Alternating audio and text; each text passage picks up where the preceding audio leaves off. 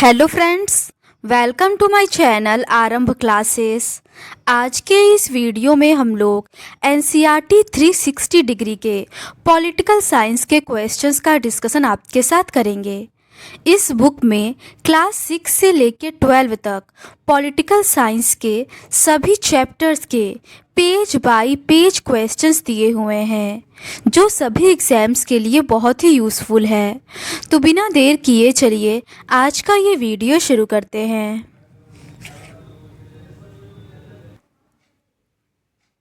Class 9 के chapter 2 तक के क्वेश्चंस का डिस्कशन हम लोगों ने इस सीरीज़ के प्रीवियस पार्ट में कर लिया है।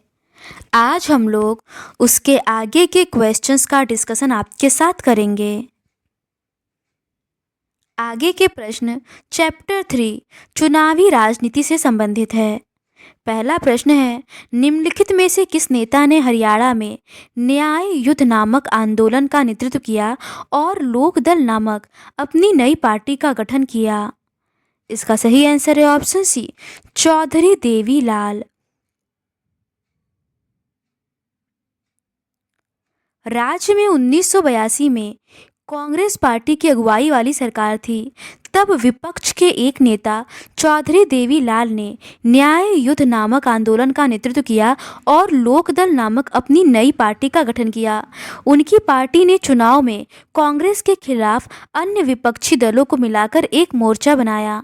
अपने चुनाव प्रचार में देवीलाल ने कहा कि अगर उनकी पार्टी चुनाव जीती तो वे किसानों और छोटे व्यापारियों के कर्ज माफ कर देंगे। उन्होंने वादा किया कि यही उनकी सरकार का पहला काम होगा। अगला प्रश्न है, चौधरी देवीलाल ने कब न्याय युद्ध नामक आंदोलन का नेतृत्व किया था? इसका सही आंसर है ऑप्शन बी, 1987 में। 1987 में चौधरी देवीलाल ने न्याय युद्ध नामक आंदोलन का नेतृत्व किया था। अगला प्रश्न है, अधिकांश डैश शासन व्यवस्थाओं में लोग अपने प्रतिनिधियों के माध्यम से शासन करते हैं। इसका सही आंसर है ऑप्शन सी, लोकतांत्रिक शासन व्यवस्था में। अधिकांश लोकतांत्रिक शासन व्यवस्थाओं में लोग अपने प्रतिनिधियों के माध्यम से शासन करते हैं। अगला प्रश्न है, चुनाव से आप क्या समझते हैं? इसका सही आंसर है ऑप्शन ए, ऐसी व्यवस्था जिससे लोग नियमित अंतराल पर अपने प्रतिनिधियों को चुन सकें और अगर इच्छा हो तो उन्हें बदल भी सकें।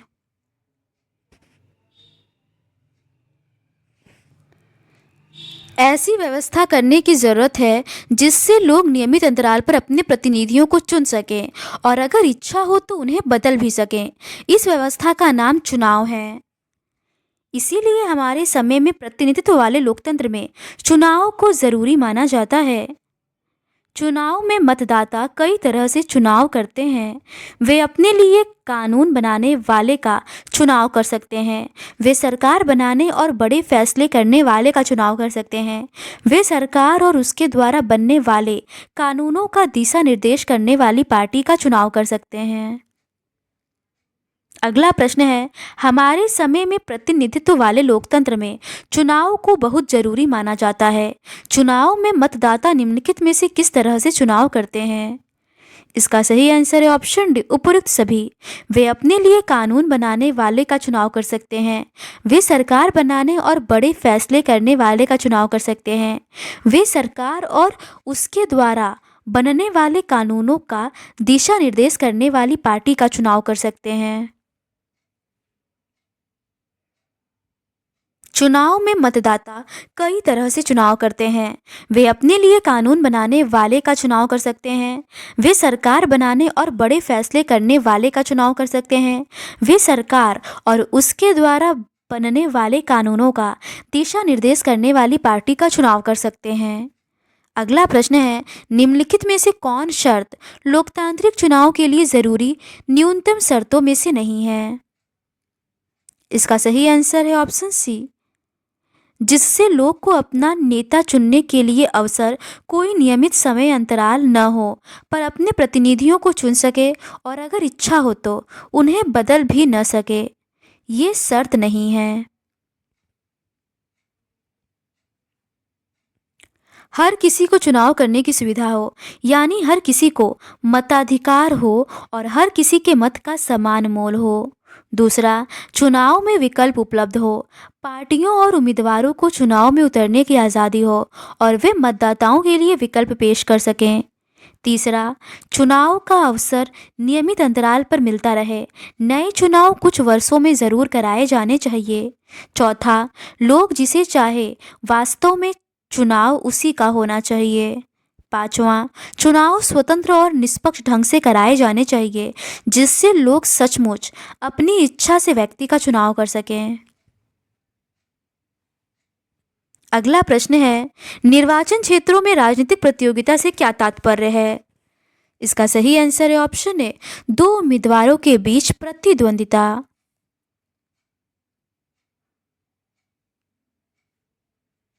चुनाव का मतलब राजनीतिक प्रतियोगिता या प्रतिद्वंदिता है। यह प्रतियोगिता कई तरह का रूप ले सकती है। सबसे स्पष्ट रूप है राजनीतिक पार्टियों के बीच प्रतिद्वंदिता। निर्वाचन क्षेत्रों में इसका स्वरूप उम्मीदवारों के बीच प्रतिद्वंदिता का हो जाता है। अगर प्रतिद्वंदिता नहीं रहे तो चुनाव बेमानी हो जाएंगे। अगला प्रश्न है, चुनावी प्रतिद्वंदिता में दिखने वाले कुछ स्पष्ट नुकसान निम्नलिखित में से कौन है? इसका सही आंसर है ऑप्शन डी, उपर्युक्त में से सभी। इस चुनाव से हर बस्ती, हर घर में बंटवारे जैसी स्थिति हो जाती है। चुनावी दौड़ जीतने का यह दबाव सही किस्म की दीर्घकालिक राजनीति को पनपने नहीं देता है। राजनीतिक पार्टियां और उम्मीदवार चुनाव जीतने के लिए तरह तरह के हथकंडे अपनाते हैं, जिससे समाज और देश की सेवा करने की चाह रखने वाले कई अच्छे लोग भी इन्हीं कारणों से चुनावी मुकाबलों में नहीं उतरते हैं। नियमित चुनावी मुकाबले का लाभ राजनीतिक दलों और नेताओं को मिलता है। वे जानते हैं कि अगर उन्होंने लोगों की इच्छा के अनुसार मुद्दों को उठाया तो उनकी लोकप्रियता बढ़ेगी और अगले चुनाव में उनकी जीत की संभावना भी बढ़ेगी। लेकिन यदि वे अपने कामकाज से मतदाताओं को संतुष्ट करने में असफल रहते हैं तो वे अगला चुनाव नहीं जीत सकते। चुनावी प्रतिद्वंदिता में कुछ स्पष्ट नुकसान दिखते हैं। इससे हर बस्ती, हर घर में बंटवारे जैसी स्थिति हो जाती है। अगला प्रश्न है, निम्नलिखित में से कौन कथन असत्य है? पहला है, लोकसभा और विधानसभा के चुनाव हर 5 साल में होते हैं। दूसरा है, सभी चुनाव क्षेत्रों में एक ही दिन या छोटे अंतराल में अलग अलग दिन चुनाव होते हैं, इसे आम चुनाव कहते हैं। तीसरा है, कई बार सिर्फ एक क्षेत्र में चुनाव होता है जो किसी सदस्य की मृत्यु या इस्तीफे से खाली हुआ होता है, इसे वृहद चुनाव कहते हैं। इसका सही आंसर है ऑप्शन बी, केवल तीसरा कथन असत्य है।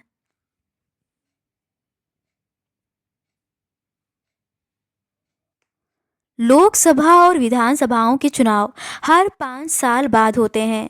5 साल के बाद सभी चुने हुए प्रतिनिधियों का कार्यकाल समाप्त हो जाता है। लोकसभा और विधानसभाएं भंग हो जाती हैं।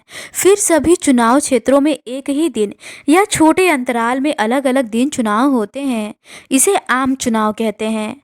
कई बार सिर्फ एक क्षेत्र में चुनाव होता है जो किसी सदस्य की मृत्यु या इस्तीफे से खाली हुआ होता है, इसे उपचुनाव कहते हैं। अगला प्रश्न है, चुनाव के उद्देश्य से देश को अनेक क्षेत्रों में बांट लिया गया है, जिसे कहते हैं। इसका सही आंसर है ऑप्शन सी, निर्वाचन क्षेत्र। चुनाव के उद्देश्य से देश को अनेक क्षेत्रों में बांट लिया गया है, इन्हें निर्वाचन क्षेत्र कहते हैं। एक क्षेत्र में रहने वाले मतदाता अपने एक प्रतिनिधि का चुनाव करते हैं। अगला प्रश्न है, लोकसभा चुनाव के लिए देश को कितने निर्वाचन क्षेत्रों में बांटा गया है? इसका सही आंसर है ऑप्शन बी, 543। लोकसभा चुनाव के लिए देश को 543 निर्वाचन क्षेत्रों में बांटा गया है। हर क्षेत्र से चुने गए प्रतिनिधियों को संसद सदस्य कहते हैं। लोकतांत्रिक चुनाव की एक विशेषता है हर वोट का बराबर मूल्य। इसीलिए हमारे संविधान में यह व्यवस्था है कि हर चुनाव क्षेत्र में मतदाताओं की संख्या काफ़ी हद तक एक समान हो। अगला प्रश्न है, लोकसभा के हर क्षेत्र से चुने गए प्रतिनिधियों को डैश सदस्य कहते हैं। इसका सही आंसर है ऑप्शन सी, संसद। लोकसभा चुनाव के लिए देश को 543 निर्वाचन क्षेत्रों में बांटा गया है। हर क्षेत्र से चुने गए प्रतिनिधियों को संसद सदस्य कहते हैं। लोकतांत्रिक चुनाव की एक विशेषता है हर वोट का बराबर मूल्य। इसीलिए हमारे संविधान में यह व्यवस्था है कि हर चुनाव क्षेत्र में मतदाताओं की संख्या काफ़ी हद तक समान हो। अगला प्रश्न है, डैश की एक विशेषता है हर वोट का बराबर मूल्य। इसका सही आंसर है ऑप्शन बी, लोकतांत्रिक चुनाव। लोकतांत्रिक चुनाव की एक विशेषता है हर वोट का बराबर मूल्य। इसीलिए हमारे संविधान में यह व्यवस्था है कि हर चुनाव क्षेत्र में मतदाताओं की संख्या काफ़ी हद तक एक समान हो। अगला प्रश्न है, विधानसभा के हर क्षेत्र से चुने गए प्रतिनिधियों को डैश सदस्य कहते हैं। इसका सही आंसर है ऑप्शन ए, विधायक। प्रत्येक राज्य को उसकी विधानसभा की सीटों के हिसाब से बांटा गया है। इन सीटों से निर्वाचित प्रतिनिधियों को विधायक कहते हैं। प्रत्येक संसदीय निर्वाचन क्षेत्र में विधानसभा के कई कई निर्वाचन क्षेत्र आते हैं। अगला प्रश्न है, निम्नलिखित में से कौन कथन सत्य है। इसका सही आंसर है ऑप्शन डी, उपर्युक्त सभी। पंचायत और नगर पालिकाओं के चुनाव में प्रत्येक पंचायत को कई वार्डों में बांटा जाता है जो छोटे छोटे निर्वाचन क्षेत्र है। प्रत्येक वार्ड से पंचायत या नगर पालिका के लिए एक सदस्य का चुनाव होता है। कई बार निर्वाचन क्षेत्रों को सीट भी कहा जाता है क्योंकि हर क्षेत्र संसद या विधानसभा की एक सीट का प्रतिनिधित्व करता है। प्रत्येक राज्य को उसकी विधानसभा की सीटों के हिसाब से बांटा गया है। इन सीटों से निर्वाचित प्रतिनिधियों को विधायक कहते हैं। प्रत्येक संसदीय निर्वाचन क्षेत्र में विधानसभा के कई कई निर्वाचन क्षेत्र आते हैं। पंचायतों और नगरपालिका के चुनावों में भी यही तरीका अपनाया गया है।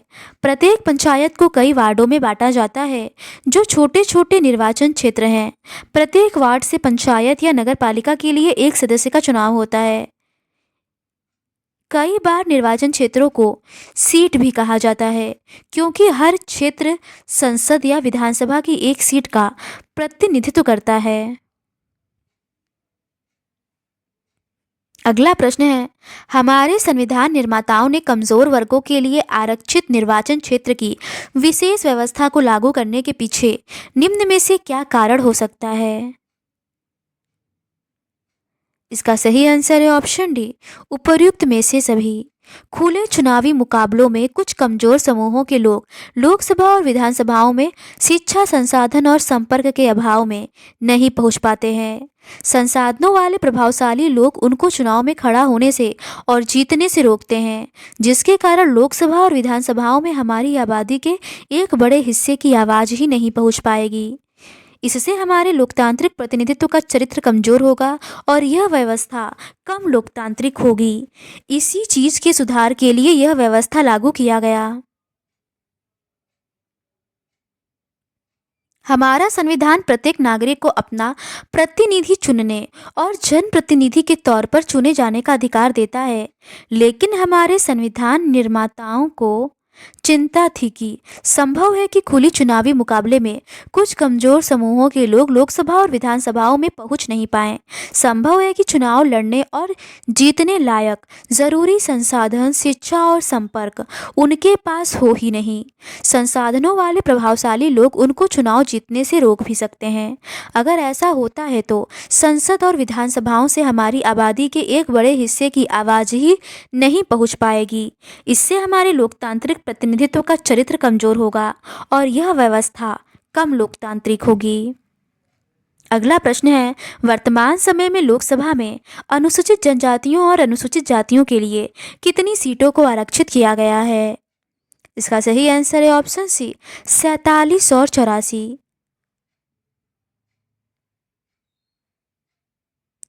सिर्फ अनुसूचित जनजाति के ही व्यक्ति अनुसूचित जनजाति के लिए आरक्षित चुनाव क्षेत्र से चुनाव लड़ सकते हैं। अभी लोकसभा की 84 सीटें अनुसूचित जातियों के लिए और 47 सीटें अनुसूचित जनजातियों के लिए आरक्षित हैं। ये सीटें पूरी आबादी में इन समूह के हिस्से के अनुपात में हैं। इस प्रकार अनुसूचित जातियों और जनजातियों के लिए आरक्षित सीटें किसी अन्य समूह के उचित हिस्से में से कुछ नहीं लेती। अगला प्रश्न है, ग्रामीण और शहरी स्थानीय निकायों में महिलाओं के लिए कितनी सीटें आरक्षित की गई हैं? इसका सही आंसर है ऑप्शन ए 1/3। निकायों में 1/3 सीटें महिलाओं के लिए आरक्षित की गई हैं। अगला प्रश्न है, निर्वाचक नामावली को सामान्यतः किस रूप में जाना जाता है? इसका सही आंसर है ऑप्शन सी मतदाता सूची। एक बार जब निर्वाचन क्षेत्र का फैसला हो जाता है तब यह तय किया जाता है कि कौन वोट दे सकता है कौन नहीं। इस फैसले को अंतिम दिन तक के लिए किसी के भरोसे नहीं छोड़ा जा सकता। लोकतांत्रिक चुनाव में मतदाता की योग्यता रखने वाले की सूची चुनाव से काफ़ी पहले तैयार कर ली जाती है और हर किसी को दे दी जाती है। इस सूची को आधिकारिक रूप से मतदाता सूची कहते हैं। आम बोलचाल की भाषा में इसे वोटर लिस्ट भी कहते हैं। अगला प्रश्न है, निम्नलिखित में से कौन कथन असत्य है? इसका सही आंसर है ऑप्शन सी नागरिक की जाति, धर्म, लिंग चाहे जो भी हो उसे मत देने का अधिकार इसी तथ्य पर आधारित होता है। ये सही नहीं है। हमारे देश में 18 वर्ष और उससे ऊपर की उम्र के सभी नागरिक चुनाव में वोट डाल सकते हैं। नागरिक की जाति, धर्म, लिंग चाहे जो हो उसे मत देने का अधिकार है।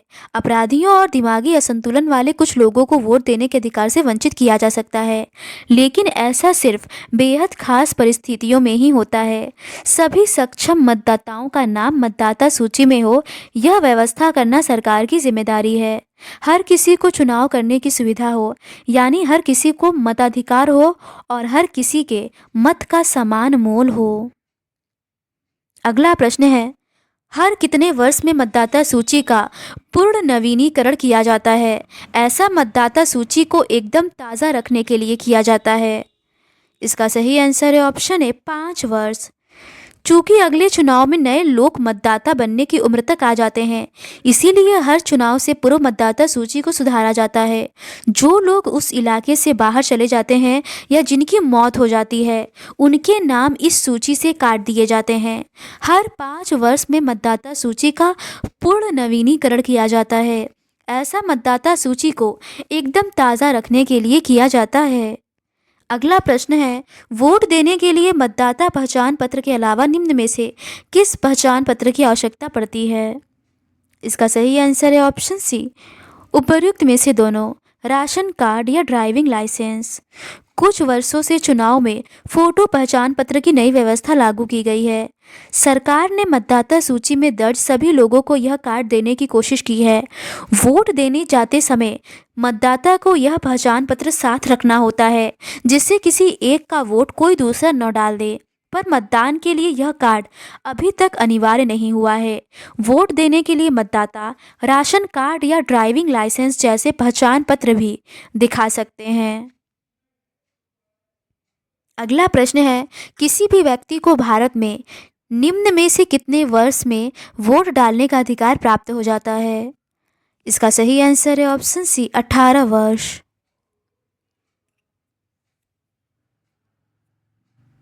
कोई भी व्यक्ति 18 वर्ष की उम्र में ही वोट डालने का अधिकारी हो जाता है, जबकि उम्मीदवार बनने की उम्र 25 वर्ष है।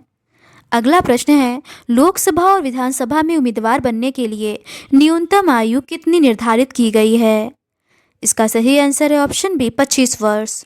कोई भी व्यक्ति 18 वर्ष की उम्र में ही वोट डालने का अधिकारी हो जाता है, जबकि उम्मीदवार बनने की उम्र 25 वर्ष है।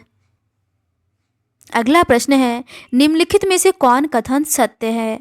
पहला है, राजनीतिक दल अपने उम्मीदवार मनोनीत करते हैं जिन्हें पार्टी का चुनाव चिन्ह और समर्थन मिलता है। पार्टी के मनोनयन को बोलचाल की भाषा में टिकट कहते हैं। दूसरा है, चुनाव लड़ने के इच्छुक हर एक उम्मीदवार को एक नामांकन पत्र भरना पड़ता है और कुछ रकम जमानत के रूप में जमा करनी पड़ती है। इसका सही आंसर है ऑप्शन सी दोनों कथन सही है। राजनीतिक दल अपने उम्मीदवार मनोनीत करते हैं, जिन्हें पार्टी का चुनाव चिन्ह और समर्थन मिलता है। पार्टी के मनोनयन को बोलचाल की भाषा में टिकट कहते हैं। चुनाव लड़ने के इच्छुक हर एक उम्मीदवार को एक नामांकन पत्र भरना पड़ता है और कुछ रकम जमानत के रूप में जमा करनी पड़ती है। अगला प्रश्न है, किसी भी उम्मीदवार को अपने बारे में ब्यौरा देते हुए निम्नलिखित में से किस ब्यौरे को वैधानिक घोषणा करने की आवश्यकता होती है? इसका सही आंसर है ऑप्शन डी, उपर्युक्त सभी। उम्मीदवार के खिलाफ चल रहे गंभीर आपराधिक मामले की जानकारी देनी होती है। उम्मीदवार और उसके परिवार के सदस्यों की संपत्ति और देनदारियों का ब्यौरा देना होता है। उम्मीदवार को अपनी शैक्षिक योग्यता देने की आवश्यकता होती है। हर उम्मीदवार को अपने बारे में कुछ ब्यौरे देते हुए वैधानिक घोषणा करनी होती है। प्रत्येक उम्मीदवार को इन मामलों के बारे में विवरण देने होते हैं।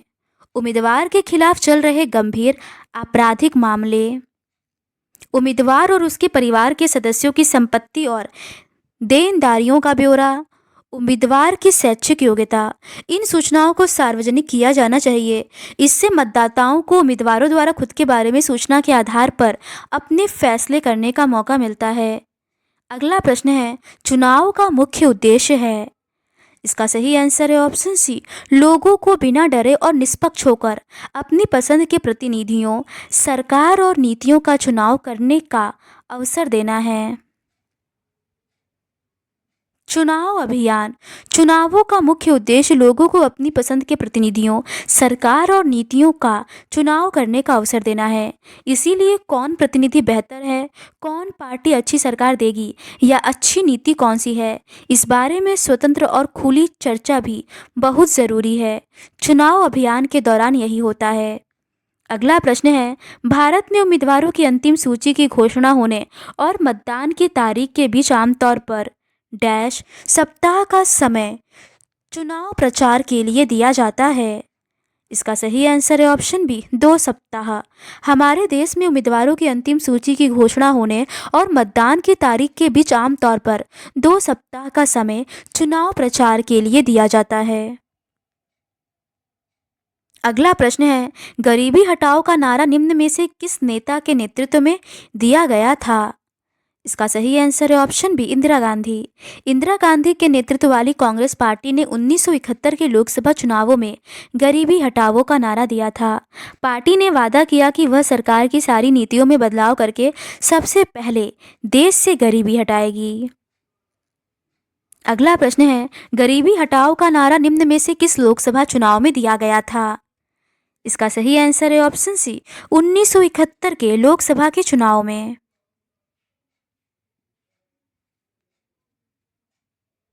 इंदिरा गांधी के नेतृत्व वाली कांग्रेस पार्टी ने 1971 के लोकसभा चुनावों में गरीबी हटाओ का नारा दिया था। पार्टी ने वादा किया कि वह सरकार की सारी नीतियों में बदलाव करके सबसे पहले देश से गरीबी हटाएगी। अगला प्रश्न है, लोकतंत्र बचाओ का नारा निम्न में से किस नेता के नेतृत्व में दिया गया था? इसका सही आंसर है ऑप्शन बी, जयप्रकाश नारायण। 1977 में हुए लोकसभा चुनावों में जयप्रकाश नारायण के नेतृत्व में जनता पार्टी ने नारा दिया, लोकतंत्र बचाओ। पार्टी ने आपातकाल के दौरान हुई ज्यादतियों को समाप्त करने और नागरिक आज़ादी को बहाल करने का वादा किया। अगला प्रश्न है, लोकतंत्र बचाओ का नारा निम्न में से किस लोकसभा चुनाव में दिया गया था? इसका सही आंसर है ऑप्शन है, 1977 के लोकसभा के चुनाव में। 1977 में हुए लोकसभा चुनाव में जयप्रकाश नारायण के नेतृत्व में जनता पार्टी ने नारा दिया, लोकतंत्र बचाओ।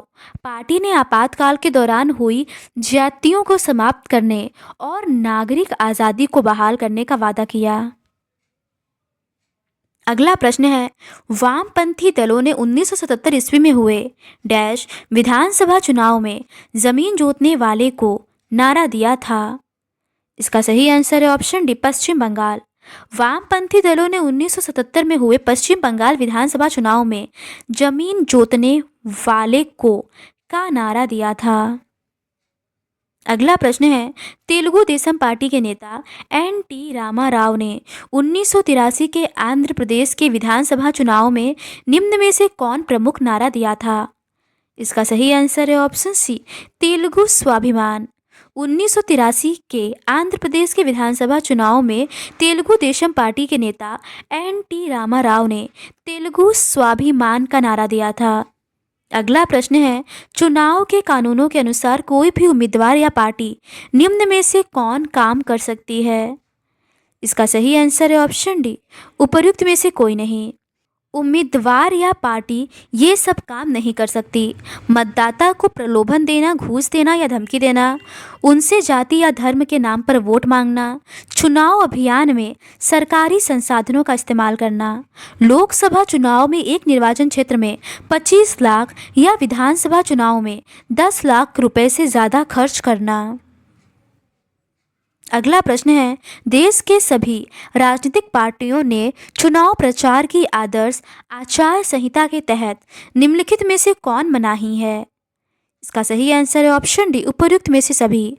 चुनाव प्रचार के लिए किसी धर्मस्थल का उपयोग नहीं किया जा सकता। सरकारी वाहन, विमान या अधिकारियों का चुनाव में उपयोग नहीं किया जा सकता।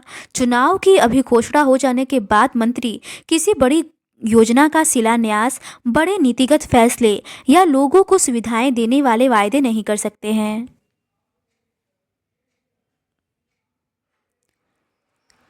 इन कानूनों के अलावा हमारे देश की सभी राजनीतिक पार्टियों ने चुनाव प्रचार की आदर्श आचार संहिता को भी स्वीकार किया है। इसमें उम्मीदवारों और पार्टियों को यह सब करने की मनाही है। चुनाव प्रचार के लिए किसी धर्मस्थल का उपयोग, सरकारी वाहन, विमान या अधिकारियों का चुनाव में उपयोग, चुनाव की अभिघोषणा हो जाने के बाद मंत्री किसी बड़ी योजना का शिलान्यास, बड़े नीतिगत फैसले या लोगों को सुविधाएं देने वाले वायदे नहीं कर सकते हैं। अगला प्रश्न है, निम्नलिखित में से कौन कथन असत्य है? पहला है, लोकसभा चुनाव में उम्मीदवार 30 लाख रुपए तक खर्च कर सकता है। दूसरा है, विधानसभा चुनाव में उम्मीदवार 15 लाख रुपए तक खर्च कर सकता है। इसका सही आंसर है ऑप्शन सी, पहला और दूसरा दोनों कथन असत्य है। लोकसभा चुनाव में एक निर्वाचन क्षेत्र में 25 लाख या विधानसभा चुनाव में 10 लाख रुपए से ज़्यादा खर्च करना। अगला प्रश्न है, चुनाव का आखिरी चरण निम्न में से कौन है? इसका सही आंसर है ऑप्शन बी, मतदाताओं द्वारा वोट डालना। चुनाव का आखिरी चरण है मतदाताओं द्वारा वोट डालना। अगला प्रश्न है, सभी उम्मीदवारों के एजेंटों को मतदान केंद्र के अंदर बैठने की इजाज़त होती है क्योंकि? इसका सही आंसर है ऑप्शन ए, चुनाव को निष्पक्ष ढंग से संचालित कराना। सभी उम्मीदवारों के एजेंटों को मतदान केंद्र के अंदर बैठने की इजाज़त होती है जिससे कि वे देख सकें कि चुनाव ठीक ढंग से हो रहा है। अगला प्रश्न है, सन डैश में भारत सरकार ने फ्रांस से 6 परमाणु पनडुब्बियां खरीदने का फैसला किया। इसका सही आंसर है ऑप्शन ए, 2005 में। सन 2005 में सरकार ने फ्रांस से 6 परमाणु पनडुब्बियां खरीदने का फैसला किया। प्रत्येक पनडुब्बी की कीमत करीब 3000 करोड़ है। अगला प्रश्न है, दिल्ली में कब राष्ट्रमंडल खेलों का आयोजन हुआ? इसका सही आंसर है ऑप्शन बी, 2010 में। दिल्ली में सन 2010 में राष्ट्रमंडल खेलों का आयोजन हुआ। अनुमानतः इस पर 20,000 करोड़ रुपए से भी ज़्यादा खर्च हुए। अगला प्रश्न है, चुनाव में प्रत्येक पार्टी एक दूसरे पर निम्न में से किस तरह के गड़बड़ियों और धांधलियों का आरोप लगाते रहते हैं? इसका सही आंसर है ऑप्शन डी, उपर्युक्त में से सभी। मतदाता सूची में फर्जी नाम डालने और असली नामों को गायब करने की, मतदान के दिन चुनावी धांधली, मतदाताओं को डराना और फर्जी मतदान करना, अमीर उम्मीदवारों और बड़ी पार्टियों द्वारा बड़े पैमाने पर धन खर्च करने की। अधिकांश खबरों में कुछ इस तरह की गड़बड़ियों की सूचना मिलती है।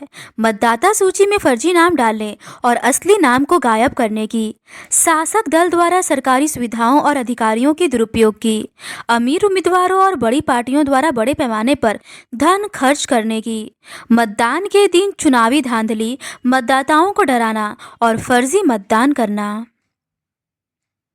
अगला प्रश्न है, मुख्य निर्वाचन आयुक्त की नियुक्ति निम्नलिखित में से कौन करता है? इसका सही आंसर है ऑप्शन बी, राष्ट्रपति। मुख्य निर्वाचन आयुक्त की नियुक्ति भारत के राष्ट्रपति करते हैं। एक बार नियुक्ति हो जाने के बाद निर्वाचन आयुक्त राष्ट्रपति या सरकार के प्रति जवाबदेह नहीं रहता। अगर शासक पार्टी या सरकार को चुनाव आयोग पसंद न हो, तब भी मुख्य निर्वाचन आयुक्त को हटा पाना लगभग असंभव है।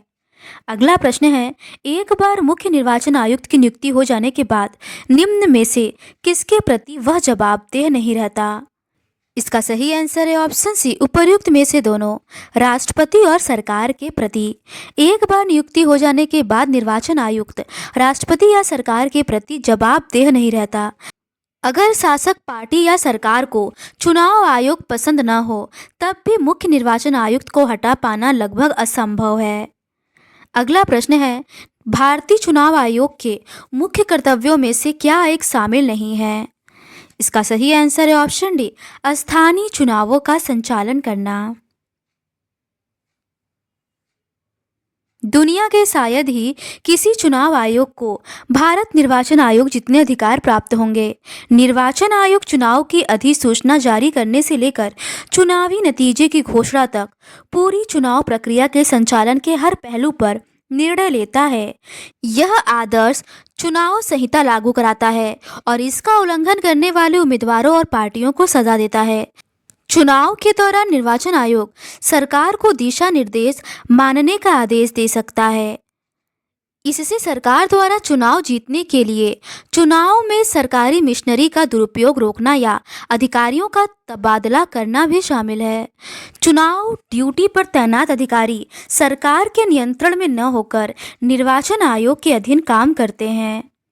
अगला प्रश्न है, निम्नलिखित में से कौन आदर्श चुनाव संहिता लागू करता है? इसका सही आंसर है ऑप्शन सी, निर्वाचन आयोग। निर्वाचन आयोग आदर्श चुनाव संहिता लागू करता है और इसका उल्लंघन करने वाले उम्मीदवारों और पार्टियों को सजा देता है। अगला प्रश्न है, निम्नलिखित में से कौन कथन सत्य है? पहला है, चुनाव के दौरान निर्वाचन आयोग सरकार को दिशा निर्देश मानने का आदेश नहीं दे सकता है। दूसरा है, चुनाव ड्यूटी पर तैनात अधिकारी सरकार के नियंत्रण में न होकर निर्वाचन आयोग के अधीन काम करता है। इसका सही आंसर है ऑप्शन बी, केवल दूसरा सही है। चुनाव के दौरान निर्वाचन आयोग सरकार को दिशा निर्देश मानने का आदेश दे सकता है। इसमें सरकार द्वारा चुनाव जीतने के लिए चुनाव में सरकारी मशीनरी का दुरुपयोग रोकना भी शामिल है। चुनाव ड्यूटी पर तैनात अधिकारी सरकार के नियंत्रण में न होकर निर्वाचन आयोग के अधीन काम करते हैं। अगला प्रश्न है, निर्वाचन आयोग के स्वतंत्र और शक्तिशाली होने से क्या तात्पर्य है? इसका सही आंसर है ऑप्शन डी, उपर्युक्त में से सभी। निर्वाचन आयोग सरकार और प्रशासन को उनकी गलतियों के लिए फटकार लगा सकते हैं। अगर चुनाव अधिकारियों को लगता है कि कुछ मतदान केंद्र पर या पूरे चुनाव क्षेत्र में मतदान ठीक ढंग से नहीं हुआ है, तो वे वहां फिर से मतदान का आदेश दे सकते हैं।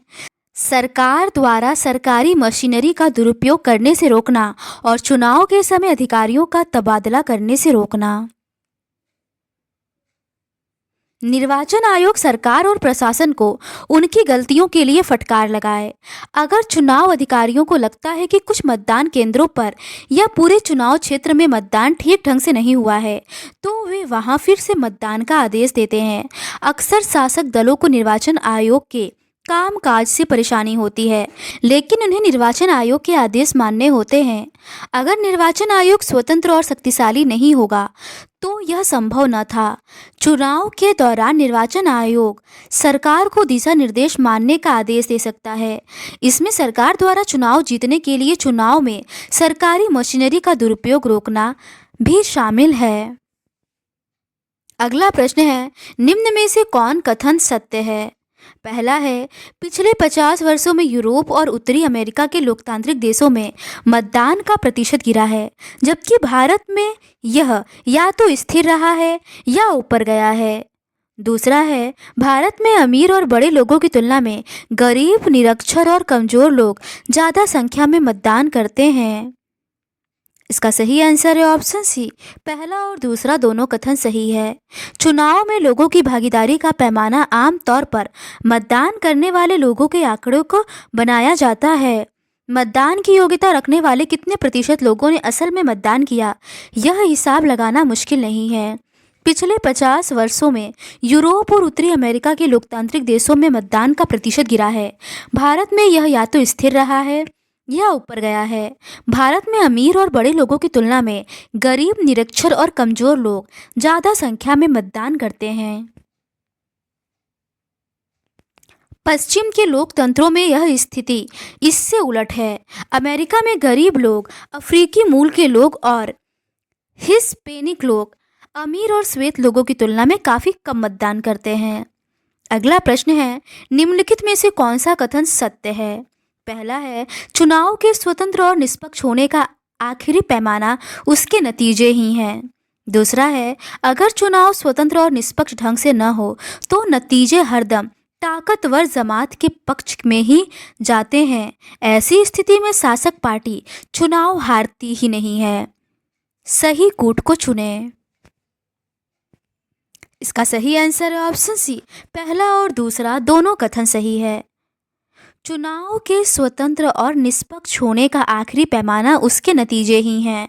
अगर चुनाव स्वतंत्र और निष्पक्ष ढंग से न हो तो नतीजे हरदम ताकतवर जमात के पक्ष में ही जाते हैं। ऐसी स्थिति में शासक पार्टी चुनाव हारती ही नहीं है। आमतौर पर हारने वाली पार्टी गड़बड़ ढंग से कराए गए चुनाव के नतीजे को स्वीकार नहीं करती। भारत में चुनावी नतीजे खुद ही काफ़ी कुछ कह देते हैं। भारत में शासक दल राष्ट्रीय और प्रांतीय स्तर पर अक्सर चुनाव हारते रहते हैं। अगला प्रश्न है, लोकतंत्र के लिए निम्न में से कौन कथन गहरी चिंता का विषय है? इसका सही आंसर है ऑप्शन डी, उपर्युक्त सभी। अलग अलग पार्टियों में कुछ एक परिवारों का जोर है और उनके रिश्तेदार आसानी से टिकट पा जाते हैं। देश के कुछ इलाकों में आपराधिक पृष्ठभूमि और संबंधों वाले उम्मीदवार दूसरों को चुनाव मैदान से बाहर करने और बड़ी पार्टियों के टिकट पाने में सफल होने लगे हैं। तीसरा है, हर निर्वाचन क्षेत्र में कुछ उम्मीदवार पैसों के जोर पर या गलत तरीकों से चुनाव जीत जाने में लगे रहते हैं। देश के कुछ इलाकों में आपराधिक पृष्ठभूमि और संबंधों वाले उम्मीदवार दूसरों को चुनाव मैदान से बाहर करने और बड़ी पार्टियों के टिकट पाने में सफल होने लगे हैं। अलग अलग पार्टियों में कुछ एक परिवारों का जोर है और उनके रिश्तेदार आसानी से टिकट पा जाते हैं। अक्सर आम आदमी के लिए चुनाव में कोई ढंग का विकल्प नहीं होता, क्योंकि दोनों प्रमुख पार्टियों की नीतियां और व्यवहार कमोबेश एक से होते हैं। बड़ी पार्टियों की तुलना में छोटे दल और निर्दलीय उम्मीदवार को कई तरह की परेशानियां उठानी पड़ती हैं। ज़्यादा रुपए पैसे वाले उम्मीदवार और पार्टियां गलत तरीके से चुनाव जीत ही जाएंगे, ये कहना मुश्किल है, पर उनकी स्थिति दूसरों से ज़्यादा मजबूत रहती है। अगला प्रश्न है, चुनाव धांधली से क्या तात्पर्य है? इसका सही आंसर है ऑप्शन डी, उपर्युक्त में से सभी। चुनाव में अपने वोट बढ़ाने के लिए उम्मीदवारों और पार्टियों द्वारा की जाने वाली गड़बड़ या फरेब। चुनाव में कुछ ही लोगों द्वारा काफ़ी सारे लोगों के वोट डाल देना। एक ही व्यक्ति द्वारा अलग अलग लोगों के नाम पर वोट डालना। मतदान अधिकारियों को डरा धमकाकर या रिश्वत देकर अपने उम्मीदवार के पक्ष में काम करवाना जैसी बातें शामिल हैं। चुनावी धांधली चुनाव में अपने वोट बढ़ाने के लिए उम्मीदवारों और पार्टियों द्वारा की जाने वाली गड़बड़ या फरेब। इसमें कुछ ही लोगों द्वारा काफ़ी सारे लोगों के वोट डाल देना, एक ही व्यक्ति द्वारा अलग अलग लोगों के नाम पर वोट डालना और मतदान अधिकारियों को डरा धमकाकर या रिश्वत देकर अपने उम्मीदवार के पक्ष में काम करवाना जैसी बातें शामिल हैं। अगला प्रश्न है, एक खास भौगोलिक क्षेत्र के मतदाता जो एक प्रतिनिधि का चुनाव करते हैं उस क्षेत्र को किस नाम से जानते हैं? इसका सही आंसर है ऑप्शन सी, निर्वाचन क्षेत्र। निर्वाचन क्षेत्र एक खास भौगोलिक क्षेत्र के मतदाता जो एक प्रतिनिधि का चुनाव करते हैं। अगला प्रश्न है, आचार संहिता से आप क्या समझते हैं? इसका सही आंसर है ऑप्शन ए, चुनाव के समय पार्टियों और उम्मीदवारों द्वारा माने जाने वाले कायदे, कानून और दिशा निर्देश। आचार संहिता चुनाव के समय पार्टियों और उम्मीदवारों द्वारा माने जाने वाले कायदे, कानून और दिशा निर्देश होते हैं।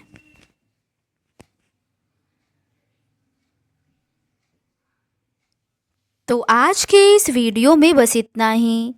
इस सीरीज के नेक्स्ट पार्ट में हम लोग चैप्टर 4 संस्थाओं का कामकाज से रिलेटेड क्वेश्चंस का डिस्कशन आपके साथ करेंगे।